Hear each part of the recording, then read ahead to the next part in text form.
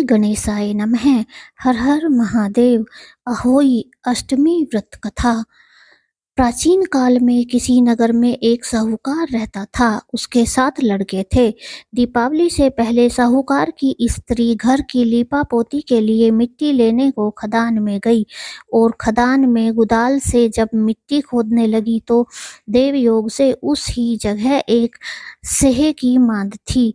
सहसा उस स्त्री के हाथ से कुदाली सेहे के बच्चे को लग गई, जिससे सेहे का बच्चा उसी क्षण मर गया।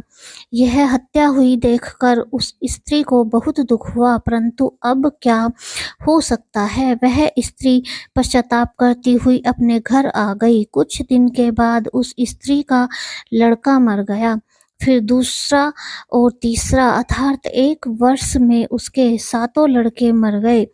इस पर वह स्त्री रात दिन अत्यंत दुखित रहने लगी। एक दिन उसने अपने पड़ोस की स्त्रियों से रो रो कर कहा कि मैंने जानबूझकर कोई पाप नहीं किया। हाँ, एक बार मैं मिट्टी खोदने को खदान में गई थी। जब मिट्टी खोदने में सहसा मेरी कुदाली से एक सेहे का बच्चा मर गया था। तभी से 1 वर्ष के भीतर 7 लड़के मर गए। यह सुनकर उन स्त्रियों ने धैर्य देते हुए कहा कि तुमने जो यह बात हम सबको सुनाकर पश्चाताप किया है, इससे तेरा आधा पाप तो नष्ट हो गया।